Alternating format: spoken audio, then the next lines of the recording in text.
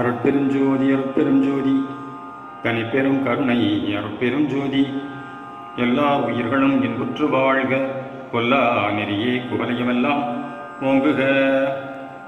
திருவருட்பிரகாச வள்ளப்பெருமான் வகுத்தளித்த சுத்த சன்மார்க்க நெறியினை பல்வேறு நூல் வடிவங்களிலே திண்டுக்கல் சுவாமி சரவணானந்தா அவர்கள் வெளியிட்டுள்ளார்கள். அந்த வகையிலே ராமலிங்கர் வாழ்க்கை உண்மை என்ற ஒரு நூல் வெளியிடப்பட்டுள்ளது. முன்பு இதன் தலைப்பு வள்ளலார் கண்ட ஒருமை வாழ்வு என்று இருந்தது. பின்னர் அதற்கடுத்த பதிப்புகளிலே ராமலிங்கர் வாழ்க்கை உண்மை என்ற தலைப்பிட்டு இந்த புத்தகம் வெளிவந்துள்ளது. அதில் 5 அத்தியாயங்கள் நண்பர்களின் தகவலுக்காக ஒலி வடிவிலே ஏற்கனவே தரப்பட்டன.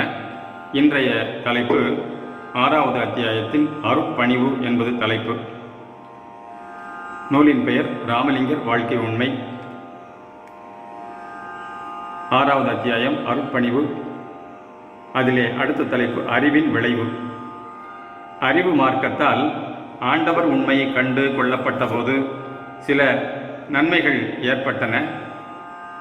அதில் பலகால் பயின்று சில சக்தி சித்திகள் உண்டானதும் உண்மையே. அதற்கு சாட்சி யோக ஞான சித்தர்களின் சித்தி வல்லவ செயல்களால் விளைந்த கலைஞான நூல்களும் சிற்பாலய விக்கிரகாதிகளின் தோற்றங்களும் அவற்றால் ஏற்படும் சில நற்பயன்களுமாம்.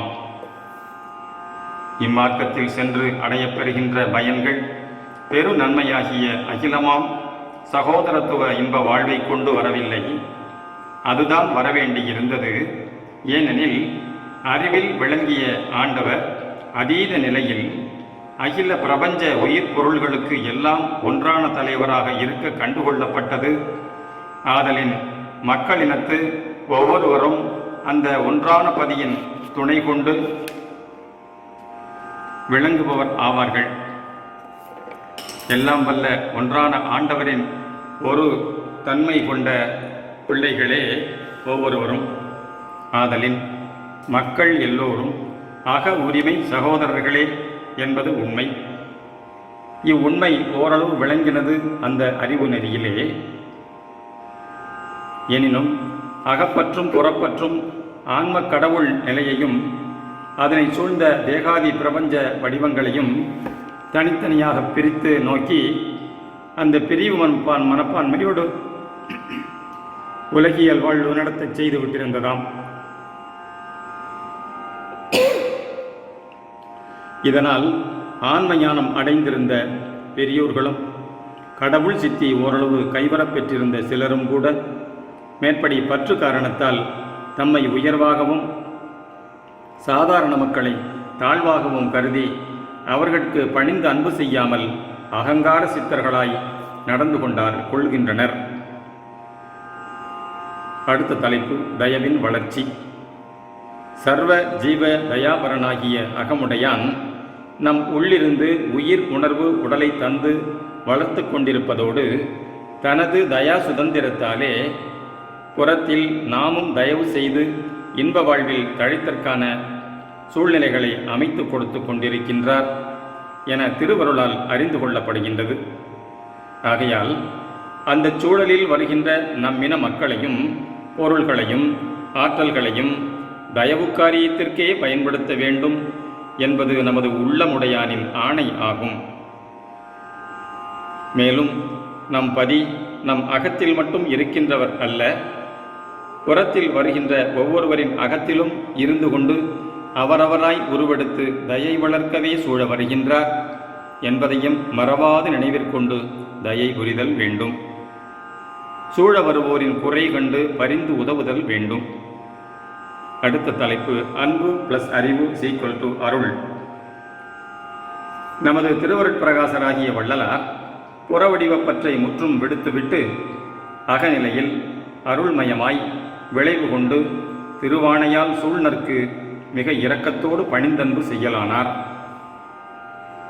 பிறரால் தமக்கு ஆக வேண்டியது ஒன்றும் இல்லை என்றாலும் பிறர் அறியாமையாலும் அபக்குவ வசத்தாலும் இவ்வுலகில் பசி பிணி துன்பம் பயம் கவலை வறுமை இறப்பு முதலியவற்றால் நலிந்தும் கொலை கொள்ளை அவா வஞ்சம் போர் முதலியவைகளால் அழிந்து ஒழிந்தும் போய்க் கொண்டிருப்பதைக் கண்டு உள்ளம் உருகினார். அடுத்த தலைப்பு அருளே வள்ளல் உள்ளம். இவற்றிற்கும் முதலாக சிறுபோதே இயற்கையிலேயே உளக்கசிவு கொண்டிருந்ததால் நகரத்தின் ஆரவார எல்லைக்கு அப்பால் சென்று ஊர்ப்புறங்களிலே காலத்தை கழிக்கலான பல சமயங்களில் அங்கு வாடிய பயிர்களை கண்டபோதெல்லாம் உளம் வருந்தி வாடினார். ஒவ்வொரு புறக்காட்சியிலும் நிகழ்ச்சியிலும் எந்த அளவுக்கு உள நெகிழ்ந்து கசிந்து கசிந்து உருகி ஆண்டவர் திருமுன்பு விண்ணப்பித்துக் கொள்ளுகின்றார் என்பதற்கு வேறு ஒரு எடுத்துக்காட்டு ஒன்றும் வேண்டியதில்லை. அவர் ஓதி அருளியுள்ள திருவருட்பாவின் 6ஆம் திருமுறையில் காணும் பிள்ளைச்சிறு விண்ணப்பமும் பிள்ளைப்பெரு விண்ணப்பமுமே போதுமானதாம். அவற்றில் இருந்து 1-2 பாக்களை இங்கு வெளியிடுவோம். வாடிய பயிரை கண்ட போதெல்லாம் வாடினேன், பசியினால் இழைத்தேன், வீடுதோறிறந்தும் பசியராத எந்த வெற்றரை கண்டுளம் பதைத்தேன், நீடிய பிணியால் வருந்துகின்றோர் என் நேர் உறக் கண்டுளந்துடித்தேன், ஈடின் மாணிகளாய் ஏழைகளாய் நெஞ்சிழைத்தவர் தமை கண்டே இழைத்தேன் என்றும், நலிதரு சிறிய தெய்வம் என்றையோ நாட்டிலே பல பெயர் நாட்டி, பலிதர ஆடு பன்றி குக்குடங்கள் பலிக்கடா முதலிய உயிரை பொலிவுறக் கொண்டே போகவும் கண்டே பொந்தி நொந்துள நடுக்குற்றேன், கலியுறு சிறிய தெய்வ வெங்கோயில் கண்ட காலத்திலும் பயந்தேன் என்றும், வருமுயிரிறக்கம் பற்றியே உலக வழக்கில் என் மனம் சென்றதோறும் வெறுவி நின்னடிக்கே விண்ணப்பித்திருந்தேன், விண்ணப்பம் செய்கின்றேன் இன்றும், உருவ என் உயிர்தான் உயிரிறக்கந்தான் ஒன்றதே இரண்டில்லை, இரக்கம் உருவில் என் உயிரும் ஒருவமென் உள்ள துருவனே நின்பதத்தானை என்கின்றார். இதை போன்ற விண்ணப்பங்களால் நாம் அறிந்து கொள்ள வேண்டியது, நம் வள்ளல் இரக்கமே வடிவானவராயும் அவ்விரக்கமே உயிராக கொண்டவராயும் இருப்பதால் உலகியற் சூழலில் பலகாலம் நெகிழ்ந்து உருகி விண்ணப்பம் செய்தார் எனலாம்.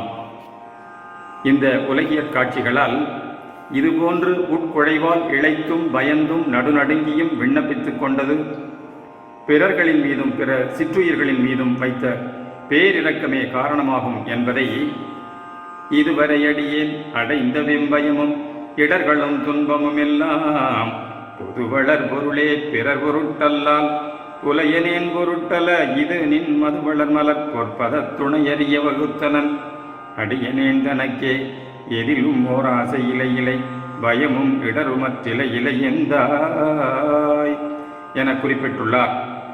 இதனாலெல்லாம் விளங்குவது நம் வள்ளற்பெருமானின் உண்மையான உலைவற்ற உள்ளொறிந்தொளிரும் அருள் வடிவமேயாம். இது கடவுள் இயற்கை சொரூபமாக இருக்கின்றது. அடுத்த தலைப்பு அனக ஆட்சி. அந்த கடவுள் சுயரூபம் பேரருட் பெருஞ்சோதிமயமாக அறியப்பட்டிருந்தாலும் அகத்தில் மறைந்து நின்று அனக ஆட்சியால் யாவையும் இயக்கி விளங்கச் செய்து கொண்டிருக்கின்றது.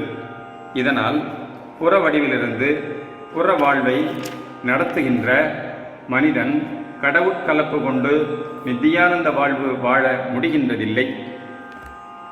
அப்படி கடவுள் மயமாகி கழியா இன்பில் ஓங்க வேண்டுமானால் புற தேகப்பற்றை நீக்கிவிட்டு அந்த உண்மை அகவடிவத்தை பற்றி நின்று அன்பால் மலர்ந்து விரிய வேண்டும். அப்படி ஆகும்போது அகமிருந்த கடவுள் அன்பு சக்தி அகத்தில் வெளிப்பட்டு அனக அனுபவமாக விளக்கமுறுகின்றதாம். இவ் அனக அன்பின் பெருக்குதான் நம் வள்ளலார் உள்ள தோங்கிய உருக்கம் நிறைந்த இரக்கத்தின் உருவமாகும். இங்கனம் இரக்க வண்ணமாகி நின்று அன்பு செய்ய செய்ய கடவுள் அருளொளி உட்பெருகி பொங்கி வழிந்து ஒலை உடம்பையே அருட்பொன்னுருவாக ஆக்கி கொடுக்கின்றதாம். இரக்கம் பெருகி இறை உருவாகும்படி ஒழுகுகின்றவர் தாம் எல்லாம் கண்டு கொண்டதால் அகங்கரித்திடவில்லை, தன்னை மேலாக மதித்து கொண்டு பிறரை எளிவரல் செய்து நோக்கவில்லை. தனக்கு உள்ளும் புறமும் சூழ்ந்து கடவுளே விளங்குகின்றார். தான் மாயா தோற்றமான இடைநிலையில் இருந்து அருளால் ஒரு பாலமாக இணைப்பாக விளங்க காண்கின்றார். ஆகையால் இந்த இடைநிலையிலிருந்து இரக்கமயமாக வேண்டியுள்ளதாம். ஆகையால் இந்த இடைநிலையிலிருந்து இரக்கமயமாக வேண்டியுள்ளதாம். அப்படி ஆவதற்கென்றே இவ்வுலகில் பிறப்பிக்கப்பட்டு சூழ்நிலைகளையும் வழங்கப்பட்டு கொண்டு இருக்கின்றோம். இதனை ஓர்ந்தே அப்படி கருணையால் கரைந்து உருகினார் நம் வள்ளலார். பிறரிடத்தில் என்ன பணிவு, என்ன அன்பு, தன் இன மக்களை, தயா நலமுடைய சகோதர ஆன்மாக்களை பணிவு அன்போடு அழைத்து நலம் பெற வழிவகை கூறுகின்றார். எவரையும் கடிந்து கோபித்துக் கொண்டதே இல்லை. தன்னுடைய தத்துவங்களையும் அபக்குவ இயல்களையும் தான் கடிந்து ஒருத்து திருத்துகின்றார். அடுத்த தலைப்பு அன்பால் காணுதல். ஏன் அகமிருக்கும் அருட்பெரும் பதியென்றோ தன் ஆணைப்படி தானே புறவண்ணம் உண்டு சூழ வந்து அடுக்கின்ற உண்மையை உள்ளவாறு காண்கின்றதால் இவரால் பிறரை பிறராக காண முடியவில்லை, தன் பதிவண்ணமாகவே காண முடிகின்றது. அப்படி காண்கின்ற போது எப்படி கடிந்து கொள்ளவும் கோபித்திடவும் கூடும்? ஆனால் அங்கனம் தன்னை சொல்கின்ற சகோதர மக்கள் அன்பும் அறிவும் அடக்கமும் ஒழுக்கமும் நிரம்ப பெறாதவர்களாய் அறியாமையாலும் ஊழ் நியதியாலும் புலன் வாழ்வில் அவாவெகுளி மயக்கம் கொண்டு அவத்தைப்பட்டு அல்லல் உறுகின்ற போது அவர்களை காணச் சகியாராய் கழிவிறக்கங்கொண்டு கசிந்து உருகி அறிவுறுத்துகின்றார். சற்று மிரட்டி கடியவும் செய்கின்றார். தாழ்ந்து தாழ் வணங்கி வேண்டியும் கொள்ளுகின்றார். எல்லோரும் தயா நெறியாம் சுத்த சன்மார்க்கத்திற்கு உறுப்பினராய் விளங்கும் உரிமை கொண்டவர்களே என்ற உண்மையை கொண்டு பணிவோடு வரவேற்று வாழ்த்துகின்றார். சன்மார்க்க சங்கத்தீர் சிற்றடியேன் நுமது தாழ் வணங்கி சாற்றுகின்றேன். சன்மார்க்க சங்கத்தீர் சிற்றடியேன் நுமது தாழ் வணங்கி சாற்றுகின்றேன். தயவினுடன் கேட்பீர் என் மார்க்கத்து எனை நுமக்குள் ஒருவன் எனக் கொள்வீர். என் மார்க்கத்து எனை நுமக்குள் ஒருவன் எனக் கொள்வீர். எல்லாஞ்சினல் வல்ல நமது இறைவனையே தொழுவீர். உன்மார்க்கத்தவர் போலே வேறு சில புகன்றே புந்திமயக்கு அடையாதீர். என் மார்க்கத்து எனை நுமக்குள் ஒருவன் எனக் கொள்வீர். எல்லாஞ்சை வல்ல நமது இறைவனையே தொழுவீர். உன்மார்க்கத்தவர் போலே வேறு சில புகன்றே புந்திமயக்கடையாதீர். பூரணமை சுகமாய் தன்மார்க்கமாய் விளங்கும் சுத்த சிவம் ஒன்றே தன்னாணை என் ஆணை சார்ந்து அறிவின்கீண்டே. எல்லாஞ்சை வல்ல நமது இறைவனையே தொழுவீர். புன்மார்க்கத்தவர் போலே வேறு சில புகன்றே புந்தி மயக்கு அடையாதீர். பூரணமை சுகமாய் தன்மார்க்கமாய் விளங்கும் சுத்த சிவம் ஒன்றே தன்னாணை என் ஆணை சார்ந்து அறிவின்கீண்டே. இம்மாதிரி பரிவும் பணிவும் உன்னின்று எழ வேண்டுமானால் அந்த உள்ளத்தில் அகங்கார போதத்தின் நிழல் கூட இருக்க முடியாதென்றோ? அகங்கார சித்தர்களுக்கு இது போன்ற வாசகம் கூறத்தான் நான் விழுமோ? உள்ளும் புறமும் குழைவுதான் உண்டாகுமோ? ஒரு காலம் ஆகாது என்பது நிச்சயம். அடுத்த தலைப்பு அருட்ஜோதியே சர்வ சுதந்திரம் உள்ளது. நமது அருள் வள்ளல் தனது உள் உயர்வை நன்கு அறிந்து அகம்படிந்து ஒன்று இருந்த போதிலும் தனக்கு ஒரு சுதந்திரமும் இல்லை எனவும் தன் உட்கலந்து கொண்டிருக்கும் அருட்பெருஞ்சோதிக்கே சர்வ சுதந்திர ஆற்றல் உண்டென்றும் தெளிவு பெற்றிருந்தார். அத்தெளிவோடுதான் தன்னை துரும்பினும் சிறியனாகவும் நாயினும் புழுவினும் கடையனாகவும் திருவடிக்கண் பலகாலும் விண்ணப்பித்து முறையீடு செய்து கொள்ளுகின்றார். தயாபெரும் பதியினுடைய சர்வ சுதந்திரத்தால் தன்னை ஆட்கொண்டு அருள் செய்து வாழ்விக்கும்படி வேண்டிக் கொள்ளுகின்றார். அதுவும் காலதாமதம் செய்யாமல் மிக விரைந்து அப்பொழுதே அருள் புரியுமாறு மன்றாடுகின்றார். என்னால் ஓர் துரும்பும் அசைத்து எடுக்க முடியாதே, என்னால் ஓர் துரும்பும் அசைத்து எடுக்க முடியாதே. எல்லாஞ்சை வல்லவனென்று எல்லாரும் புகழும் நின்னால் இவ்வுலகிடை நான் வாழ்கின்றேன் அரசே. எல்லாஞ்சை வல்லவனென்று எல்லாரும் புகழும் நின்னால் இவ்வுலகிடை நான் வாழ்கின்றேன் அரசே.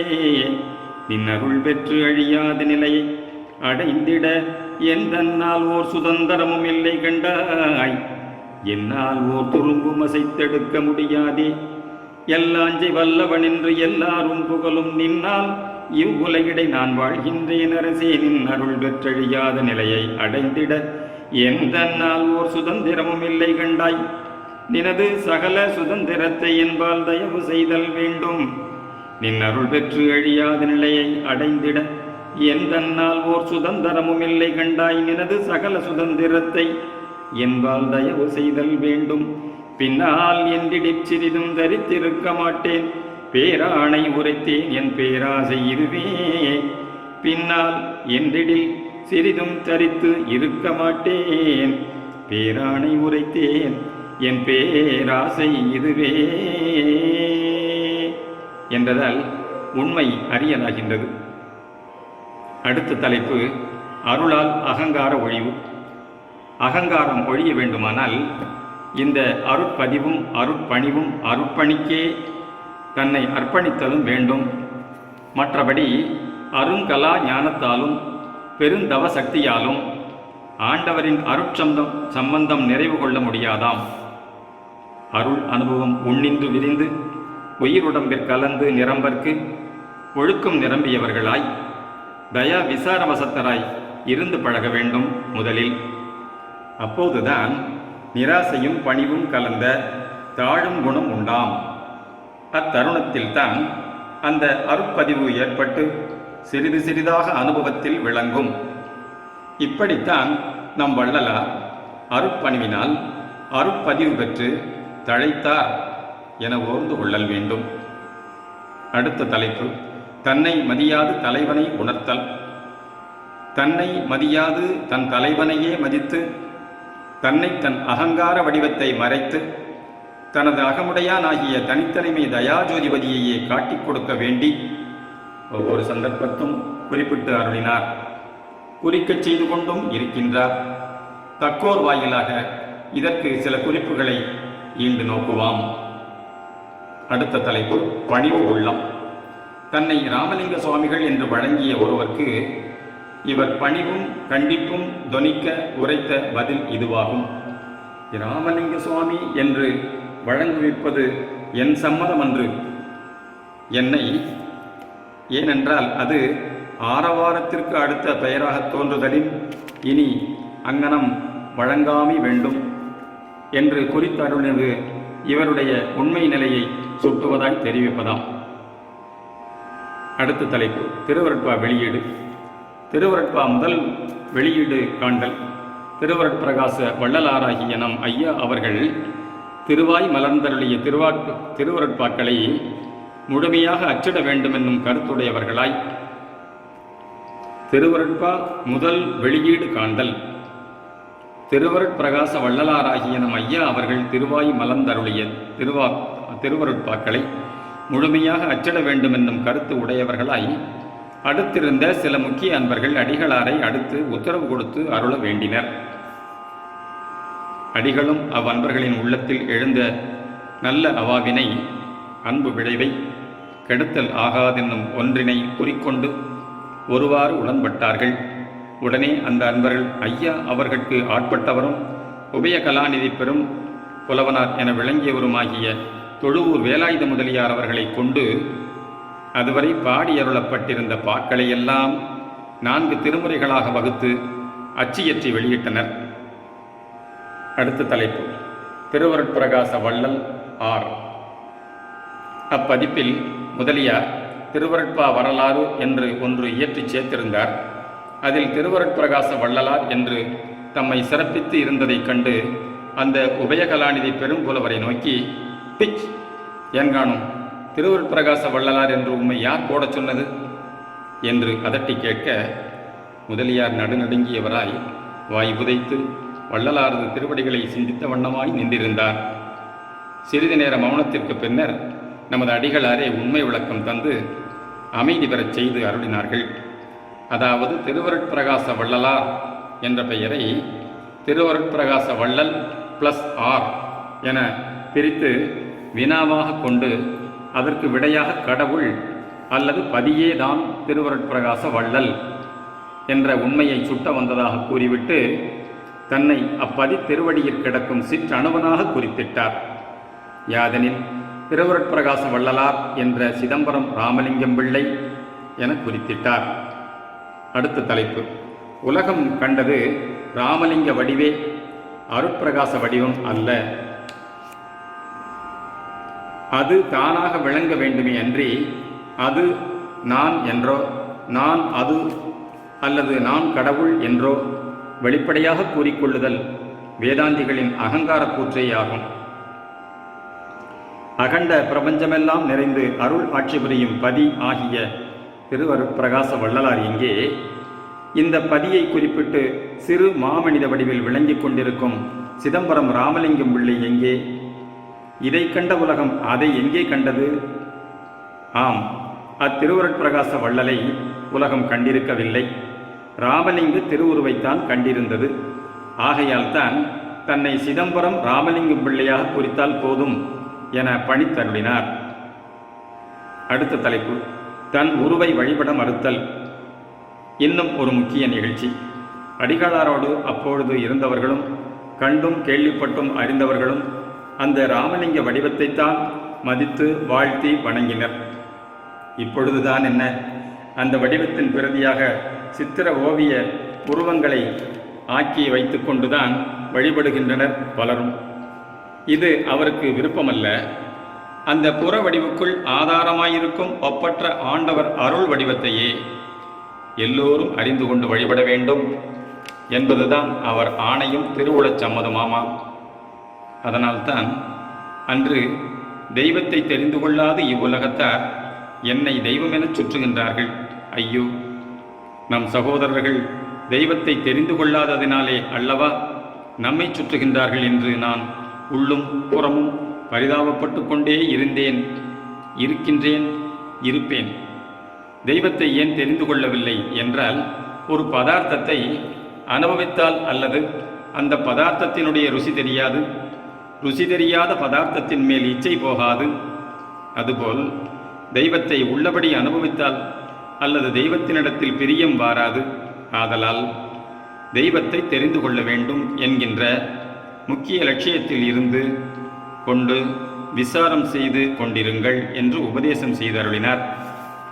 அப்பரிதாப உணர்ச்சி மாறாது இன்னும் உலகிகளை கண்டு திருவருளால் உள்ளும் புறமும் சூழ்ந்து பக்குவம் வருவித்துக் கொண்டே இருக்கின்றதாக சுத்த நிலையினின்று அறிந்து கொள்ள உள்ளார்.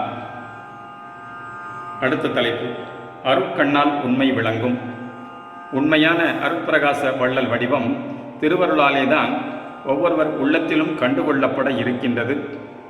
அதனைத்தான் சத்விசாரத்தால் கண்டு கலந்து அருளியல் வாழ்வு நடத்த வேண்டும் ஒவ்வொருவரும்.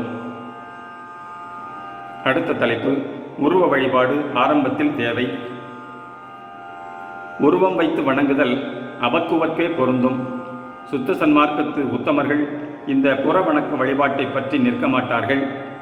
ஓரளவு மனோ ஓர்மைக்கும் சித்த சுத்தி செயலுக்கும் ஒரு புறத்துணை கருவியாகத்தான் திருவுருவங்கள் முதலியனவும் தீபஜோதி முதலியனவும் பிற சின்னங்களும் கொள்ளக்கூடும். ஆகையால் உருவ வழிபாடு தொடக்க காலத்தில் உதவுமே அல்லாது சதா காலத்துக்கும் உதவாதாம். ஆனால் முதலிலேயே உருவ வழிபாட்டை அலட்சியப்படுத்திவிட்டு அருவநிலை வழிபாட்டில் இறங்கிவிடக்கூடாது. அது பொருந்தாது, முழு பயனும் வழங்காது. அப்படி அருவ வழிபாட்டையே வற்புறுத்தி கூறும் சில பிற்கால மத கொள்கைகள் அருள் வழி விளக்கம் இல்லாதனவேயாம். அடுத்த தலைப்பு, தேகப்பற்றற்று தெளிவு ஒளி காண வேண்டும். நம் வள்ளலார் நம் புறவடிவை வைத்து பிறர் வழிபட விரும்பாததற்கு காரணம் நித்தியமாகிய அருட்ஜோதி தெய்வத்தைத்தான் எவரும் கண்டு போற்ற வேண்டும் என்று கருதியதேயாம். ஆகவேதான் ஒரு சமயம் தம் புறவடிவை போன்ற பிரதி ஒன்றை மண்ணால் செய்து கொண்டு வந்து பயபக்தியோடு கரத்தில் ஈந்து திருவடிகளை வணங்கி நின்ற பக்தரை நோக்கி, பொன்னான மேனி மண்ணாயிற்றே என்று கூறிக்கொண்டே கை நழுவ விட்டு விட்டார். அம்மண்ணுருவம் விழுந்து உடைந்து சுக்கலாயிற்று. இது கண்ட அந்த ஓவியர் உள்ளம் பதறியது. சில வினாடிகளுக்கு கழித்து வள்ளலாரை வாய்மலர்ந்து தெளிவுரை கூறலானார். திருவருள் ஒளியின் சேர்க்கையால் புறவடிவத்தையே சுத்த அருள் பொன்னாக மாற்றி அமைக்க பெற்று கொண்டுள்ளேன். ஒவ்வொருவரும் இந்த அருள் ஒளியின் சேர்க்கை பெற்று சுத்த சுகானந்த வடிவு அடைந்து வாழ வேண்டும் என விண்ணப்பித்துக் கொண்டிருக்கின்றேன். அப்படி இருக்க இதற்கு ஒரு தடை போலவன்றோ நீ இந்த மண்ணான உருவை செய்து கொண்டு வந்து விட்டாய். உலகுக்கு இதுவா தேவை? அல்லவே. என்றெல்லாம் புறத்திலே சொல்லாமல் பொன்னான மேனி மண்ணாயிற்றே என்று மட்டும் மெதுவாகச் சொல்லி கீழே போட்டு விட்டார். அடுத்த தலைப்பு, உண்மை கண்டு தொழ வேண்டும். உலகம் உண்மை தெய்வத்தை கண்டு தொழுவதே பொருந்தும். அது அருட்பொன்னார் மேனியனின் திருவுரு கொண்டதாகும். ஆதலின் இம்மண்ணாலான அனித்திய வடிவம் வைத்து வழிபாடு இயற்றப்படுவது திருவருட்சம்மதமாகாது என சமாதானம் கூறி ஆசீர்வதித்து அனுப்பி வைத்தார் அந்த ஓவிய பக்தரை. அடுத்த தலைப்பு, தீபச்சுடரில் தெய்வ பாவனை. பின்னர் திருக்காப்பிட்டுக் கொள்வதற்கு முன் சுத்த சுடர் விளக்கனை ஏற்றி கொடுத்து இத்தீப ஒளியில் அருட்ஜோதிபதியை பாவித்து வந்தனை வழிபாடுகள் புரிந்து வாருங்கள், பக்குவ காலத்தில் ஆண்டவர் வெளிப்பட்டு கருணை பாலிப்பார் என்று கூறி அருளினார். இப்படி செய்து வருவதுதான் சுத்த சன்மார்க்கிகளுக்கு ஏற்ற முறையாகும். மற்றபடி பிற உருவங்களை வைத்து வழிபடத் தொடங்கினாலும் கூட காலக்கிரமத்தில் புற உருவநிலை கடந்து அவற்றிற்கெல்லாம் உள்ளீடாய் எல்லாம் வல்ல அருட்பெருஞ்சோதிபதியை பாவித்து நின்று வழிபடும் நிலைக்கு வந்துவிட வேண்டும். இப்படி செய்வது திருவருளுக்கு சம்மதமேயாம். எனவே இப்பொழுது நம் ராமலிங்கரின் புற வடிவங்களை அலங்கரித்து வைத்து வழிபட்டு வருகின்ற அன்பர்கள் உள்ளிருந்து விரிந்த அருட்ஜோதிபதியை பாவித்து வணங்கிடல் வேண்டும். பாவிக்கப்படும் அந்த அருட்பிரகாச வடிவம் பிரதிபலிப்பு தோற்றமாகவும் அதன் மூல மெய்யிரு நமது உள்ளத்தில் நிலைத்திருந்து தோற்றமும் பயனும் அளிப்பதாயும் அறிந்து கொள்ளல் வேண்டும். சபையனதுளமெனத்தான் அமர்ந்தெனக்கே அபயமளித்ததோ அருட்பெருஞ்சோதி என்று குறிப்பிட்ட அருட்பெருஞ்சோதி அகவல் அடிகளே சான்றாம். இதுபோன்ற இன்னும் எத்தனையோ திருக்குறிப்புகள் நம் வள்ளலாரின் அருட்பணிவை தெரிவிக்க வெளியாகி உள்ளனவாம். அவை பலவும் தயவும் பொறுமையும் பூண்டு திருவருட்பாவை ஓதியும் சத்விசாரம் செய்து கொண்டும் திருமுன் விண்ணப்பித்து வேண்டிக் கொண்டும் இருந்தால் கொஞ்சம் கொஞ்சமாக கண்டுகொள்ளலாம். அருட்பெருஞ்சோதி அருட்பெருஞ்சோதி தனிப்பெரும் கருணை அருட்பெருஞ்சோதி தயவு